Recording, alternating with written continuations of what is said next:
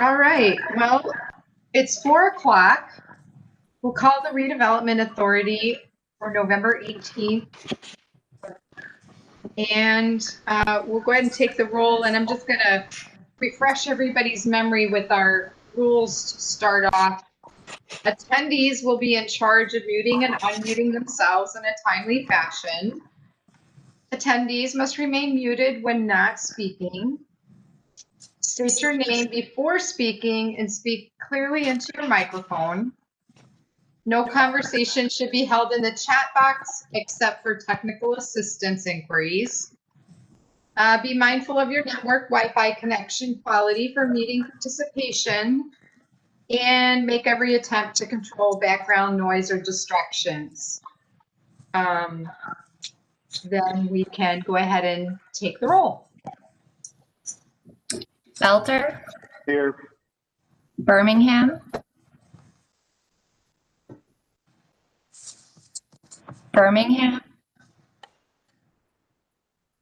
I see him in the list. Okay, we can come back. Hintz, Here. Lasky, Here. Palmieri, Here. Ponick, Here. Stam,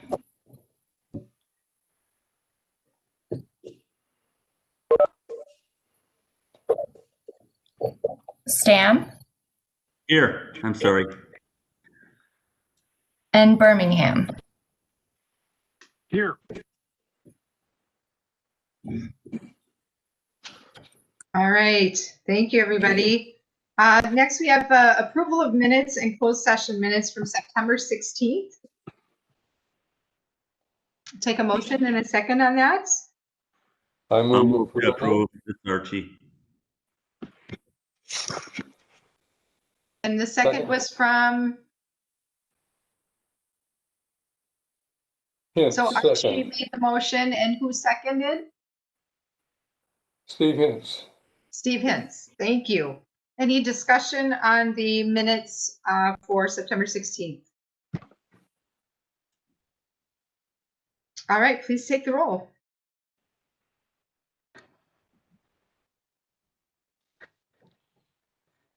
Anna? Yep, Belter, Aye. Birmingham, Aye. Hintz, Aye. Lasky, Aye. Ponick, Aye. Stam, Aye. and Palmieri. Aye. All right, moving on. Hearing on spot blight designation 413 Scott Avenue. 20-18, approve spot blight designation. Approve acquisition of property at 413 Scott Avenue, $12,000. Do we or joining us to speak on the spotlight designation, or did we receive any email comments on that?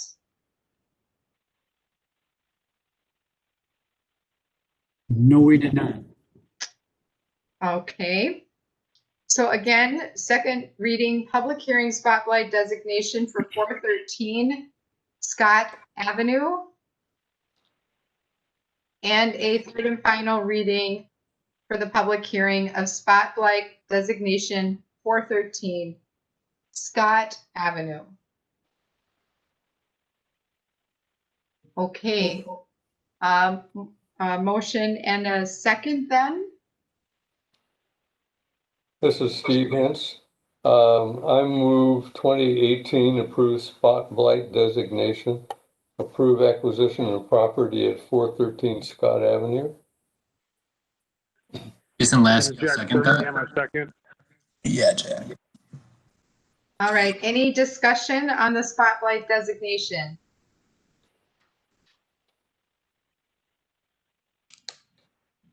Please take the roll. Belter, Aye. Birmingham, Aye. Hintz, Aye. Lasky, Aye. Conick, Aye. Stam, Aye. Palmieri. Aye. All right, motion carried. Moving on. For the first time, it looks like we have the 2021 Redevelopment Authority's budget.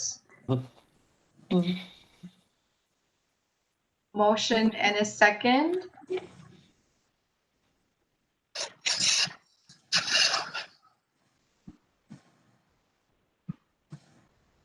Do we have a motion and a second for the RDA budget?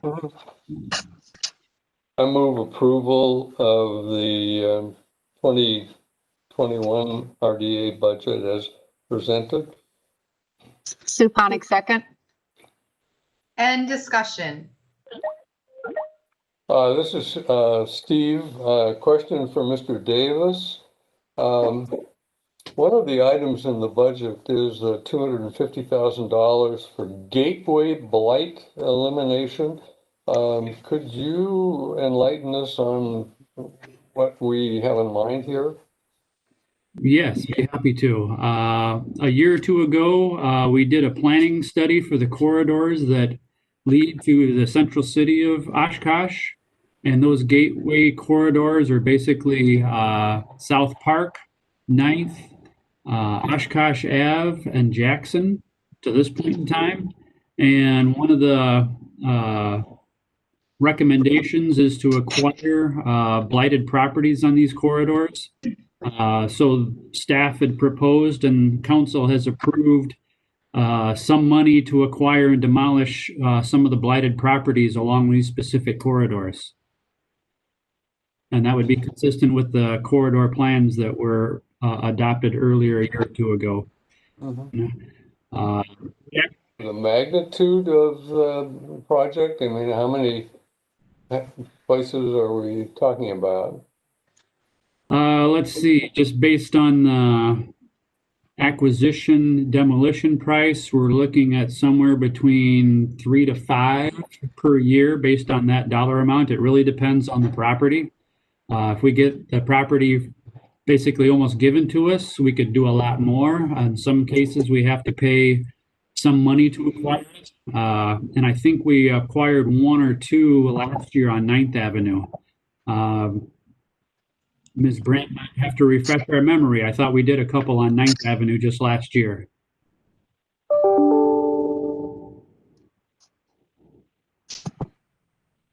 Ms. Brandt, are you there?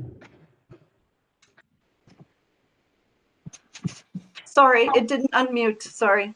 Yes, we acquired 2 properties on 9th last year, one in the 600 block and one in the 900 block. Thank you.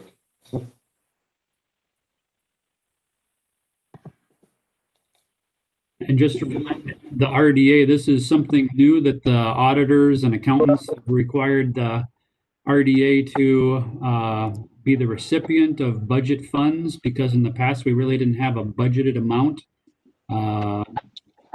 But this year we've gone through the math to create that budget for the RDA. Council's already approved the CIP funding for these projects, so this is a matter of making sure the CIP funds appear in the RDA budget for all of 21. So would those receive priority over anything else? I'm not sure I understand the question. Could you repeat that, please? Yeah, would those be prioritized above any others, blighted properties? We would have, whatever blighted properties we acquire would have to match what the CIP funding is for.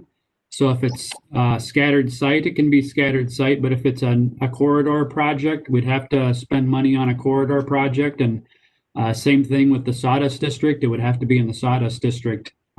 We do have a little money there on the second page. Ms. Meyer, if you could show them the breakdown of the scattered sites. We still have the CIP South Shore, lower right-hand corner, 500,000. The gateways is 250 and scattered sites is 500. And the scattered sites, I think is our most flexible funding. We could use that anywhere in the city.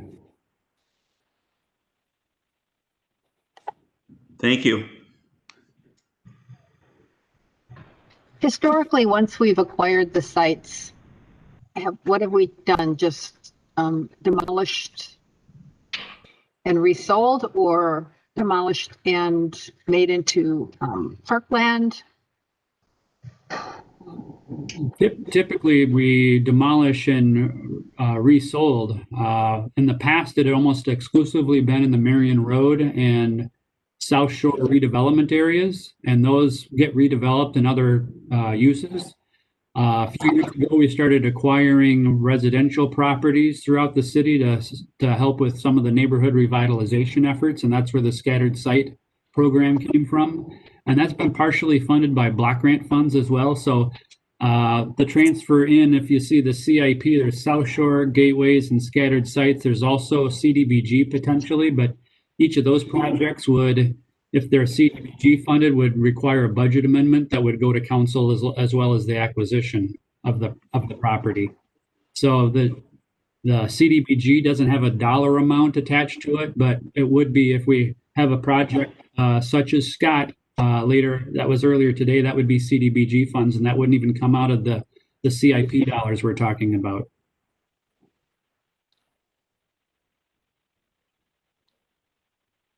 Would it be helpful, Sue, to see a list of what the RDA currently holds? I'm not sure if this group has seen that.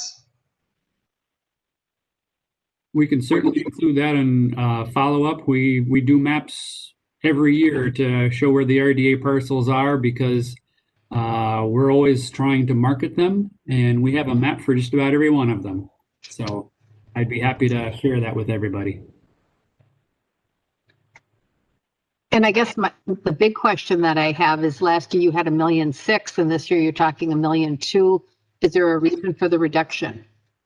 The $1.6 million actually wasn't budgeted at all. That was the transfer from other funds for the balance of the 43 East 7th properties in that general neighborhood. It included Lewix, it included Decades property. So we really didn't have a budget for that. That was something that Finance Department had to work very closely with us to come up with the funding for that. Okay, makes sense. At least this year in 21, we'd have, if that came up again, we'd at least have $500,000 already budgeted for South Shore redevelopment sites.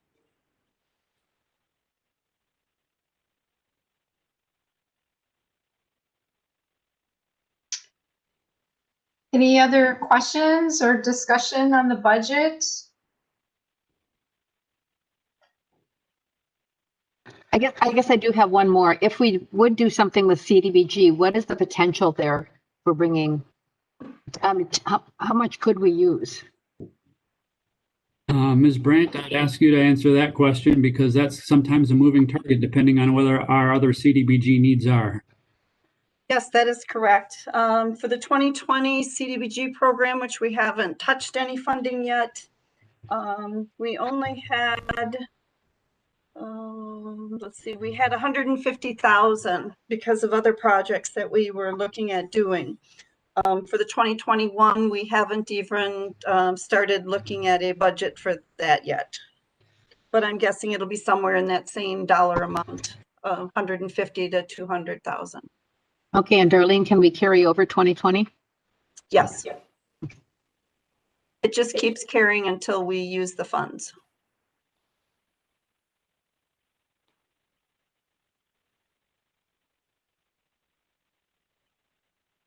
Other thoughts, discussion?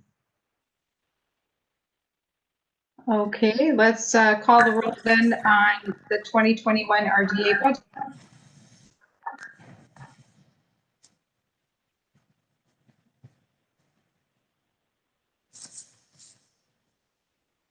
Anna, are you with us? Yeah, I don't think we need to call roll. Well, For this it's my understanding from Lynn Lawrenson, the city attorney, that for any of our meetings that are all virtual, they prefer that they're roll call votes. I think Ms. Meyer is meaning that the council already approved these projects in the 2021 budget. So I'm not, Oh, I'm sorry. Okay, I misunderstood. yep, this is largely for information purposes because the RDA's asked multiple times, what is our budget for acquisition? So now we actually have a budget for acquisitions. Okay, so this was just for discussion and not vote anyway. Gotcha. Correct. Okay, and who would like to give the community garden RFP update? I'd be happy to start that conversation. We've had contacts from 2 or 3 different people and organizations that are interested. We did update the RFP to explain a little better the timing for applications since the RDA meets every other month. We put the future months in that we could apply, not just the immediate next that we were shooting for. We included 3 application periods, one in November, one in January, and one in March, because we thought those would at least be the 3 good times to get a garden started in 21. Hopefully we'll get some applications here in November or January or March. And unfortunately, they do need to go through a conditional use permit process with Plan Commission and Council. So it's a relatively lengthy process that we want to go that we have to go through. And we want to make sure the RDA is cognizant of what's being proposed, what gets approved until they actually can sign a lease or sell the property to the organization or the individuals that are interested. I think the other thing that we added are the specific dimensions of the lots. We had pictures, but you couldn't read the dimensions very well, so we broke out a table that included the dimensions of the lots. And I think they're due Friday for the first round. Yes, and I guess I just kind of like to bring up that there were some questions about what it meant to be a qualified applicant. I don't know if that was addressed yet or not. We have not put that, we have not addressed that. That would be something that I think the RDA would have to determine if the applicant is qualified for the community garden. In the RDA has been concerned about the wherewithal and the staying power of organizations that would be proposing something like a community garden. So I think the RDA would have the final say as to who would be a qualified community garden recipient. This is Jason Lasky. That's absolutely how I would understand it as well. I think that the qualification is the process that through for the application really of submitting the proposal, and then the review and the questions that we ask and the concerns that are alleviated through the Q&A. I think really get down to anybody who's really qualified. It's just can they do what they say they are going to do. So Yeah, the questions were how would a group know that they're not qualified, I guess. And there were some equity concerns about some of the language surrounding that, but maybe the members here could have that discussion about what would disqualify someone. Jason Lasky again. Anything that's. I think the questions that we have to ask is what you're proposing to do sustainable, and how do you propose to sustain it? And if they can answer that, that really goes to making sure that it can be maintained and kind of all the concerns that we really tend to care about, and then determine the amount of time that they want to have it, and they can propose the amount of if they want it indefinitely, they can ask for it indefinitely, and it's for for the RDAs to I think discuss that. So Yeah, I think some of the other questions that I got or feedback from potential applicants were they were somewhat concerned that, you know, in the RFP, there was a sales price and that not all of these organizations would necessarily have resources to purchase. And so I think with the clarifying addendum, is it now a little bit clearer, would you say, Alan, as to there is also the option of proposing a lease? Sorry, I got to unmute as well. Yes, the intent there was always to have a lease or purchase option, and we made sure we clarified that on, I think, one of the table that might actually have been the dimensions table as well. We've past practice for the RDA is to lease the properties for $1 a year, so we didn't change that. Well, I guess I'd also just share some feedback from one of the neighborhood organizations who had initially expressed some interest over a year ago.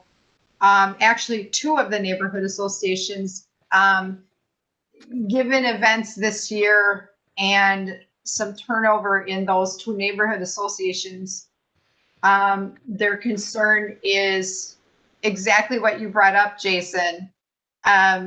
Longevity and sustainability of a core group, and that would be River East and also the Menominee South. But I'm now wondering, and there's one of the other applicants is interested in a couple of the lots, or the potential applicants is interested in applying for a couple of the lots, and she's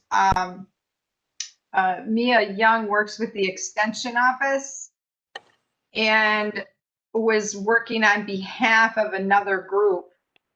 And so, you know, I think that Ms. Brandt has brought up in the past that, you know, some of our projects need to have a kind of a third party structure.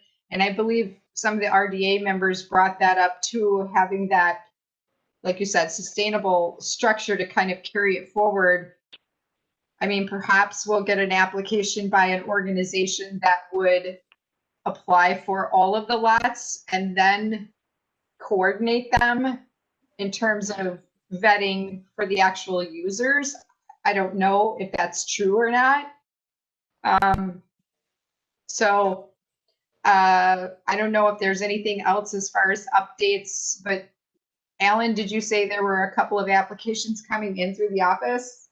We don't know that for sure. We've had contacts from 2 or 3 individuals. The UW Extension person was one of them, and we're waiting to see what kind of potential there is for this period.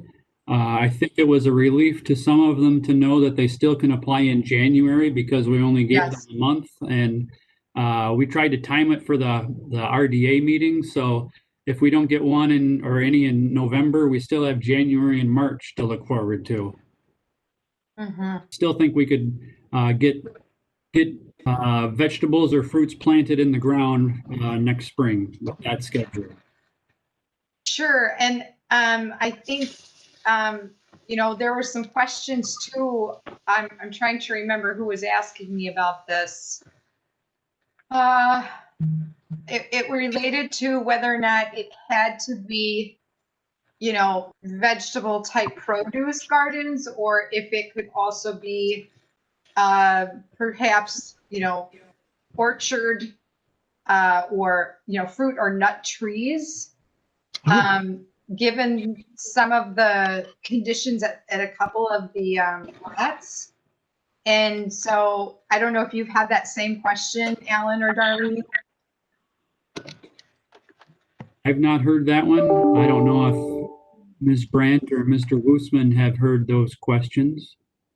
This is Darlene. No, I have not had any questions in that regard, but I don't think it would be permitted because the any of the gardens will have to be done in above ground. There will be no digging allowed in the ground unless the lots are outright purchased.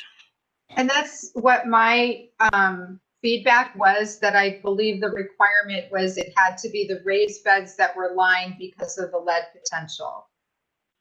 And I'm not a lead soil expert enough to know whether or not fruit or nut trees have lead uptake. So that was what I had suggested, that they contact your office, or I'm sorry, who's the new economic development person? Is it Brian? Yes, Yes, Brian yes, will- it's Brian. Yes. Oh, is Brian with us? Yes, I am. Oh, okay. All right. So yeah, that was kind of, like I said, what I had shared too, that I believed it might be a challenge because of those reasons. So let's just hope that we get some viable applicants in. And again, like you said, it may not happen until January. Sometimes the gardening minded folks maybe think more after the holidays and need some time to look at their possible sponsors. And So this is Sue. I have a quick question. Alan, I'm not sure if I misunderstood or if I understood you correctly. What is there potential for another, maybe potentially a nonprofit to take this over as far as the application process and the allocation process of the land? And Yes, to follow up on Ms. Palmieri's comments, if we get an application from an organization that says they will coordinate this with neighbors or neighborhood associations, and they like all 5 of them, the RDA could consider that and lease those properties to the organization, who could then administer the program individually with neighborhood associations, surrounding neighbors, or just individuals from around the community. They'd take over the administration rather than any city staff, which would be selfishly one of our goals. right. So are you thinking somebody like the Greater Oshkosh Neighborhood Association, or whatever that group is?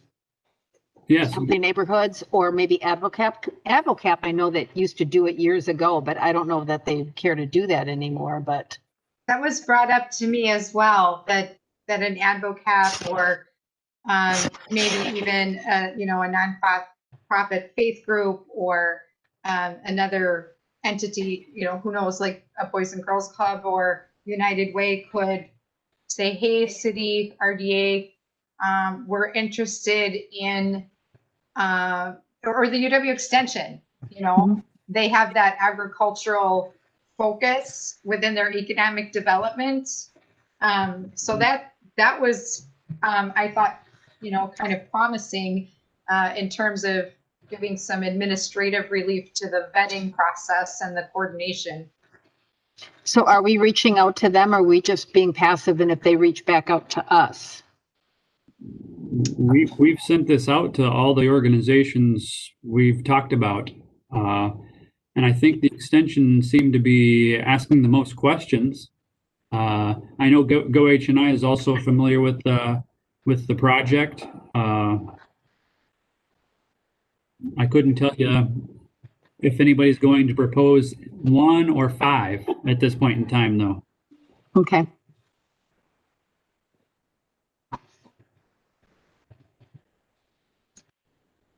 Any other thoughts or discussion on the garden? Oh, I do have one more question. Does anyone know what happened to Growing Oshkosh? So it's my understanding the location next to the Hooper building was deconstructed. Actually, I was there over, I guess it was late summer, early fall. And at that time, Mr. Schopke from River East had mentioned there was going to be more of a focus with the schools, but that may not have, I think there was someone who was a key person involved that maybe passed away. But at this point, that's all that I have gotten from anyone. I don't know if anyone else has other information. I was just thinking of them as a potential, I guess. I don't need to know the details, but if they're still operating, they might be a potential administrator, for lack of a better word. Yes, and I believe we sent that to the RFP to Grow Oshkosh. I'm also, I don't know if we included them or not in the possible list, but I wonder if the food co-op might also have an interest. I believe we included them too. Okay. All right. So next is the executive director's report. Yes, thank you. You've received some correspondence from the city attorney recently regarding the arena, and we're still working to work out the covenants and the certified survey map so that we can convey the property by the end of the year. And we're working as diligently as we can with getting that done. Let's see, Rock the Block for 2021, selected River East neighborhood. So we'll be working with that neighborhood and all of our partners. And I believe the outreach will begin here in November and December, and projects will occur next June 2021 for that neighborhood. That'll also be similar to what we're planning with the William Waters Plaza gazebo and art project. So it might be a lot of nice things coming together for that neighborhood next spring. South Shore redevelopment. The good news is everything's been torn down. Bad news is we still needed to do that additional testing. The samples have been taken, and we need the results approved by DNR so that they can clear the site for the RFP. We've got the RFP basically drafted and just waiting for that last piece to plug in. And then we'll distribute that to many developers. There's been more contacts about that property than our community gardens. So I think there's going to be an appetite for proposals in that neighborhood. Let's see, nothing new to report on the Pioneer specifically. We worked with a lot of developers and Mr. Dumke's team to come up with ideas, but nothing to bring forward yet. One that did get brought forward is the Miles Kimball building there at the northwest corner of South Main and 9th Avenue. And they made a presentation to the city council regarding a redevelopment project that would include mostly residential, but maybe a little commercial on the first floor facing South Main. And they're asking for TIF assistance. So that'll go through the TIF process. Let's see, the 9th Avenue extension is still in the CIP, but not funded at this point until 2022. Don't believe Pioneer Drive Riverwalk will be constructed in 21 like we were hoping. The DNR did not provide a grant for 21 construction, so we will try again in 21 in hopes of getting it constructed in 22. Let's see, the last pieces, the option for the Boatworks property will expire here at the end of December with the Morgan Partners. And Mr. Dumke, Andy Dumke in this case, is still trying to develop his Sawdust Lofts project. So he still wants to continue with that project. Let's see. On the Marion and Pearl redevelopment areas, you've probably seen the construction going on Parcel H, which is where the food co-op will be on the first floor and residential in the upper floors. And I don't know if you've seen it, but they've been doing the underground investigations for Parcel J. They're calling that Maxon Corners. And they're meeting with staff regarding preliminary site plans for that project, which I believe they hope to start in 21 as well. And let's see, anything else to highlight? The Sawyer Street, Oshkosh Ave extension of the multimodal trail. That should be bid this spring and construction in 2021. So we still have a Riverwalk project to do in Rainbow Memorial Park. So that'll continue with our do another project every year approach. The other news, the Jefferson Street redevelopment. If you recall, we were looking at those parcels that had the car repair property, and the bank sold that vacant auto repair shop to a private entity before we could put it on an RDA agenda for action. So what's the ramifications of that, Alan? Private owner would have to come through the city plan commission and potentially the city council to redevelop that site. It depends on what they want to do with it. Nothing's been submitted at this point. So I don't really have anything to report other than it was acquired by an individual who was paying cash quicker than the RDA could. Okay, and I did have one more question about the DNR grant. Did they give you feedback about why you didn't get it? Sometimes they give you feedback, but I don't know if this group does. We always try to get feedback from the DNR when sometimes we don't get a successful grant and we always do an autopsy. In fact, we changed our application this year and made it a little smaller grant application. We took some of the amenities out, so we weren't asking for as much money, but they still didn't fund it. So I'm sure we will have a follow-up discussion with DNR. My fear is that there's a lot of people who applied due to damage along Lake Michigan in the last year, and they might have gotten priority over us. So, but that's just Alan speculating right now. I will follow up with the DNR and we'll report back once we have an opportunity to do that. They usually try to get the grants taken care of before they talk to the people who didn't receive that. So it might take us a while to get that done. Alan, I was not able to attend that site selection for the transit center. Did I see one of the priority locations or considered locations for the transit center? Was one of them Morgan District? Yes, I attended that, and I was brought into the meetings about a couple months ago. Apparently they had a longer list that included Morgan District and some South Shore sites, in addition to the North Shore sites. Apparently those were eliminated. So the only presentations they made a week or two ago was the existing site enlarged. A site there north of the convention center, east of the 100 North Main property, where it's a city parking lot. And then the block to the west of the transit center, that would be the town motel all the way over to Jackson. So those were the three they presented and showed us some schematics of those possibilities. Right. I guess the reason I was asking is I was kind of wondering about any further action on the Morgan property. Several folks have asked of late where things are with that. That's an excellent question. We're working with the Morgan partners to try to come up with a plan for redevelopment. Things are kind of shifting on the Morgan partners side, and looking for different alternatives that we've never considered before. So depending on how things go with the Morgan partners, I'll be talking to the RDA in the near future regarding what their plans may be, and the RDA may be involved with that. Okay.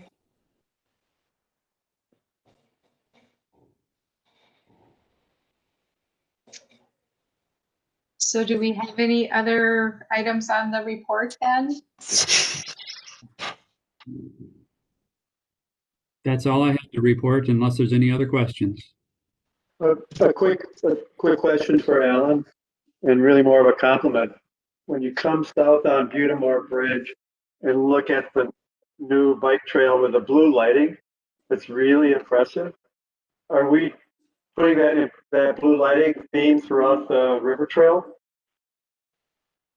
Yes, I believe you're talking about the bollards, and those are the bollards that we've used on other segments of the Riverwalk. Ms. Brandt, was there any change? I don't recall a change in the bollards. No, the bollards are the blue lights yet. So yeah, that's a standard that we are using on the Riverwalk. Just, it looks really nice. So, good job. Thank you. Yes. Yeah, I think I heard that feedback from a couple of cyclists also, that it was quite lovely. All Very- right then, Thank you. Mr. Belter, do you have a motion for us to go into closed session? I move that we go into closed session, discuss projects that we need to see private. I don't have a list in front of me, so the blanket motion. 916 Mason. Do we have a second? This is Steve, second. All right, voice vote, or I'm sorry, a roll call vote then.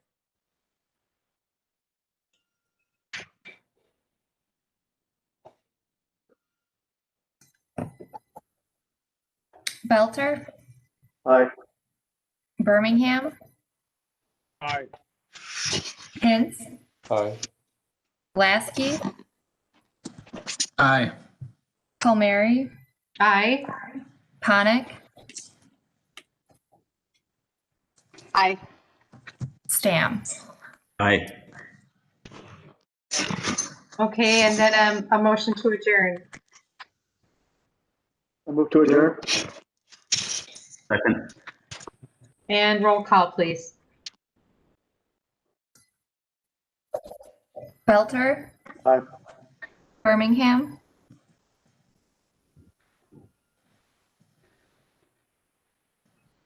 Birmingham, Euler, Hintz, Aye. Lasky, Aye. Ponick, Aye. Stam, Aye. Palmieri. aye. All right. So we are adjourned into closed session